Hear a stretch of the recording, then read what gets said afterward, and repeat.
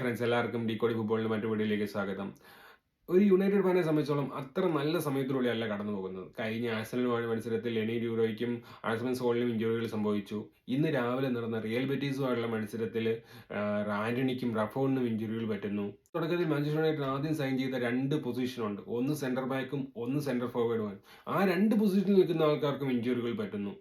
അതുകൊണ്ട് തന്നെ ഒരു യുണൈറ്റഡിന് ഒരു നല്ലൊരു സ്റ്റാർട്ടല്ല ഈ സീസണിന്റെ തുടക്കത്തിൽ ഇപ്പോൾ സാധിച്ചേക്കുന്നത്. 10-ാം തീയതി സിറ്റിയുമായിട്ട് കമ്മ്യൂണിറ്റി ഷീൽഡ് ഉണ്ട്. അതിനു മുമ്പ് പ്ലേയേഴ്സിനെ സൈൻ ചെയ്യേണ്ടി വരുന്ന ഒരു സിറ്റുവേഷനിലാണ് ഇപ്പോൾ യുണൈറ്റഡിന്റെ മാനേജ്മെന്റ് സൈഡിലുള്ളത്. ഇന്ന് രാവിലെ നടന്ന റിയൽ ബെറ്റിസുമായിട്ട് മത്സരത്തിലേക്ക് നമ്മൾ വരികയാണെങ്കിൽ 3-2 യുണൈറ്റഡ് ജയിച്ചത്. അതിൽ റാഷ്ഫോർഡ് ഒരു പെനാൽറ്റി ഗോൾ അടിക്കുകയുണ്ടായി. അതിന്റെ ഒരു സൂപ്പർ വോളി നമുക്ക് കാണാൻ സാധിച്ചു. അതേപോലെ കാസ്മിറോയുടെ ഒരു ഗോൾ. ഈ 3 ഗോളുകളും അമാദ് എന്ന പ്ലെയറിനെയാണ് നമ്മൾ കോൺസെൻട്രേറ്റ് ചെയ്യുന്നത്. കാരണം അമാദിനെ ഫൗൾ ചെയ്തതിന് കിട്ടിയ ഒരു പെനാൽറ്റിയാണ് റാഷ്ഫോർഡ് ഗോളാക്കിയത്. പിന്നെ അമാദിന്റെ സൂപ്പർ ഫിനിഷിങ്. അമാദ് എടുത്ത കോർണർ ഡിഫ്ലക്റ്റഡ് ആയി നേരെ വന്നത് കസ്മിറോയിലാണ്. കസ്മിറോ നല്ല രീതിയിൽ ഫിനിഷ് ചെയ്യുകയാണ് ഉണ്ടായത്. ഈ പ്രീ സീസൺ കൊണ്ട് യുണൈറ്റഡിന് ആകെ കിട്ടിയ ഒരു നല്ലൊരു കാര്യം എന്ന് പറയുന്നത് അമാദ് എന്ന് പറയുന്ന പ്ലെയറാണ്. ആ റൈറ്റ് വിങ്ങിൽ ഫസ്റ്റ് 11ലേക്ക് ടെൻഹാഗിന് ഉപയോഗിക്കാൻ പറ്റുന്ന ഒരു പ്ലെയറായി അമാദ് മാറിക്കഴിഞ്ഞിരിക്കുകയാണ്. ഈ സീസൺ കൊണ്ട് കിട്ടിയ മറ്റൊരു പ്ലെയർ എന്ന് പറയുന്നത് ഹാരി അമാസ് ആണ്. നമുക്കറിയാം ലെഫ്റ്റ് ബാക്ക് ആയിട്ട് കളിക്കുന്ന ലുക്ഷോയുടെ ഇഞ്ചുറിയുടെ ഇഷ്യൂസ് നമുക്കറിയാവുന്നതാണ്. അതുകൊണ്ട് തന്നെ സ്ക്വാഡിലേക്ക് ഉൾപ്പെടുത്താൻ പറ്റുന്ന ഒരു നല്ലൊരു പ്ലെയറാണ്. 17 വയസ്സേ ആയിട്ടുള്ളൂ. റോ ടാലന്റ് ആണ്.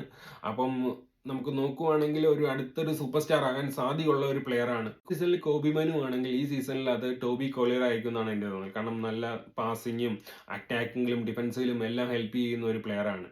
ഡെലിയിൽ ഇഞ്ചുറി വന്നതുകൊണ്ട് തന്നെ ഡിലീറ്റുമായിട്ടുള്ള ഡീല് നടക്കാനുള്ള സാധ്യതകൾ കൂടുതലാണ്. അതുപോലെ തന്നെ ഉഗാട്ടയുമായിട്ടുള്ള ഡീലിൽ ഇപ്പോൾ ലോൺ പ്ലസ് ഒബ്ലിഗേഷൻ ആണ് ഇപ്പോൾ പറയുന്നത്. ഒബ്ലിഗേഷനുള്ള എമൗണ്ടും കൂടി ഒന്ന് വ്യക്തമാക്കുകയാണെങ്കിൽ ആ ഡീല് നടക്കാനുള്ള ചാൻസ് ഉണ്ട്. അതുപോലെ ഇപ്പം ഹോസ്ലൻഡിന് ഇഞ്ചുറി വന്നതുകൊണ്ട് സിറിസിനെ എത്രത്തോളം ഉപയോഗിക്കുന്നറിയില്ല. ഐവാൻ ടോണി എന്ന് പറയുന്ന ഒരു പ്ലെയറിനുമായിട്ട് ലിങ്കുകൾ വരുന്നുണ്ട്. ഇത് എത്രത്തോളം ശരിയാണെന്ന് അറിയത്തില്ല. കാരണം ഐവാൻ ടോണിയുടെ കരാറ് 1 കൊല്ലം കൂടിയേ ഉള്ളൂ. അതുകൊണ്ട് ബ്രെഫോർഡിൽ നിന്ന് ഐവാൻ ടോണിന് ഒരു 30-40 മില്യൺ രൂപയ്ക്ക് യുണൈറ്റഡിന് മേടിക്കാൻ സാധിക്കും. എന്ന് പറയുന്ന ആഴ്സണലിന്റെ ഒരു യങ് ടാലന്റിനെ യുണൈറ്റഡ് സൈൻ ചെയ്തു. ഫ്രീ ഏജന്റ് ആയിട്ടാണ് സൈൻ ചെയ്തിരിക്കുന്നത്. 16 വയസ്സേ ഉള്ളൂ. കഴിഞ്ഞ സീസണിൽ ആഴ്സണലിന് വേണ്ടി അണ്ടർ 18 നല്ല മനോഹരമായ പ്രകടനം കാഴ്ചവെച്ച ഒരു പ്ലെയറാണ്.